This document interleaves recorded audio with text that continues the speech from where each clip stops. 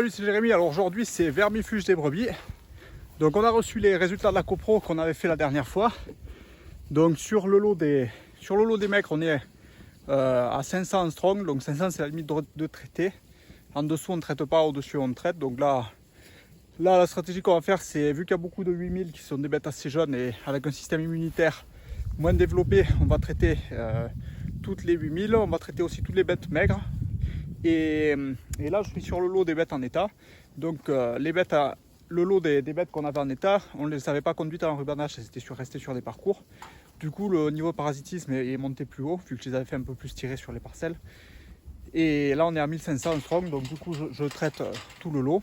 Et là comme on va mettre le bélier maintenant, là je les ai mis dans des bonnes prairies. Et donc là pour les préparer à la lutte, ça fait quelques jours que je les mets dans des bonnes prairies. Et là on va pas tarder à sortir les béliers.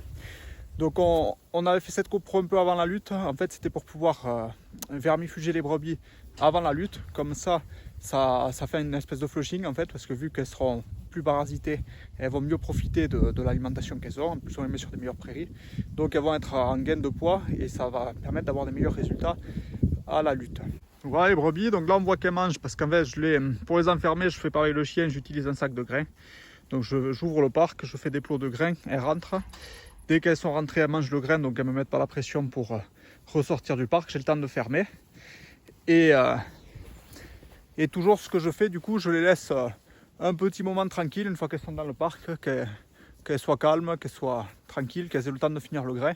Et alors ça, c'est pas prouvé, mais au moins je pense qu'elles sont moins stressées à chaque fois que je les embarque, parce qu'elles se disent qu'elles ont à manger, elles pensent au grain, donc elles ont le temps de manger le grain. Après, elles se disent, mince, on est coincé là-dedans. Elles ne se souviennent plus de comment elles se sont fait piéger. Donc voilà, je les laisse tranquilles un petit moment. Là, je vais en profiter pour aller recouper la parcelle en deux, parce que là, on est sur une... Je les ai mis hier sur cette parcelle. Il m'avait fallu clôturer une partie en mobile, parce qu'on n'avait pas clôturé en fixe. Et du coup, ça pressait que je les passe dessus, donc j'ai pas eu le temps de la recouper en deux. Donc je profite là de les avoir dans le parc pour la couper en deux. Au moins, une fois qu'elles seront vermifugées et pesées, elles ressortiront que dans une seule moitié de la parcelle. Je garderai l'autre pour dans 2 jours. Ça évite qu'elles aient tout le meilleur pendant les premiers jours et qu'après elles aient que du mauvais. Donc la cuve à eau, le couloir qui monte là-bas. Et là on voit qu'elles sont bien rondes, hein, donc c'est qu'elles ont bien mangé sur la luzerne. Tout est prêt maintenant, je vais rétrécir le parc pour resserrer un peu les brebis proches de l'entrée du couloir. Comme ça les premières qui sont les plus familières elles vont rentrer. Et à mesure que je viderai les couloirs, je resserrerai à mesure mon parc. Comme ça, elles sont toujours serrées devant l'entrée du parc. Donc ça marche parce que les brebis ne sont pas nombreuses. J'ai pas de risque qu'elles s'étouffent vu qu'elles ne sont pas assez nombreuses. Par contre, quand il y a beaucoup plus de brebis, ce que je fais, c'est que je fais un autre petit parc à l'entrée du couloir. Et ce petit parc me permet de venir les serrer à l'intérieur pour éviter d'avoir un phénomène de panique générale et que des brebis s'étouffent. Si elles sont trop nombreuses avec la poussée du troupeau, qui est des brebis qui se trouvent contre une clède. Donc là, qu'elles ne sont pas nombreuses, j'ai pas besoin de faire ça. Donc je vais resserrer à mesure et partir dans le couloir sans trop les stresser, ça devrait bien se passer.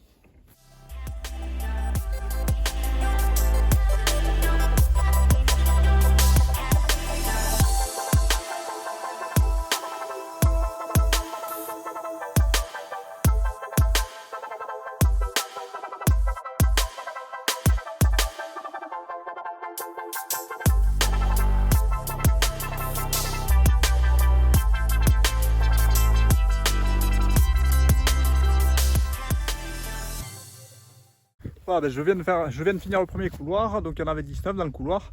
Je suis content parce que là, ce que j'ai vu à la pesée, la console nous calcule le GMQ par rapport à la dernière pesée, donc on est quand même en positif, donc elles sont en train de prendre de l'état.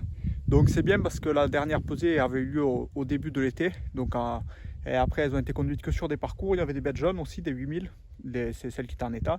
Donc tout ont pris du poids, il n'y en a aucune sur les 20 premières là, que j'ai passées qui ont perdu du poids. Donc je te montrerai à la fin un peu sur la console la moyenne et ce que ça a donné.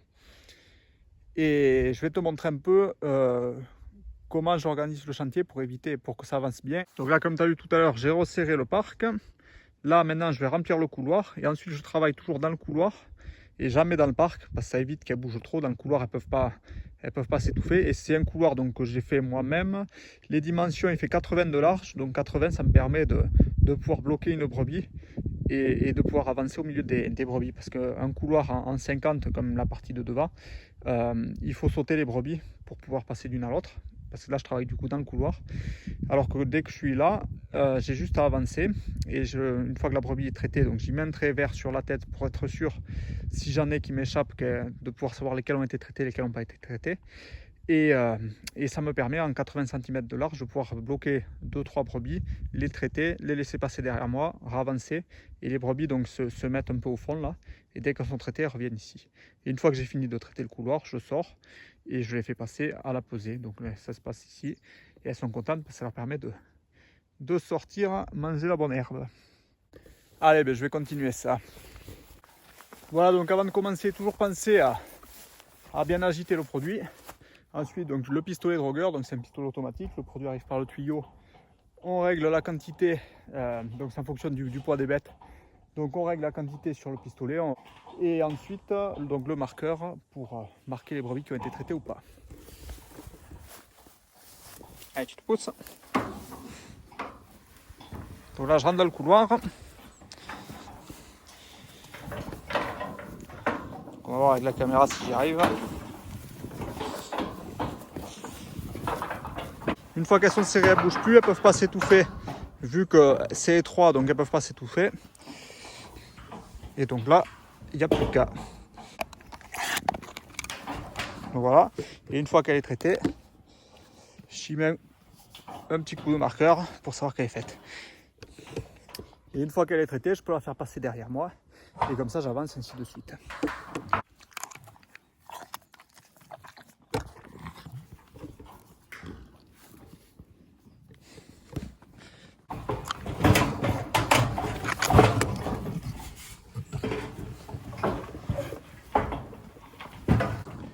Et donc voilà, une fois qu'elles sont traitées, elles passent derrière.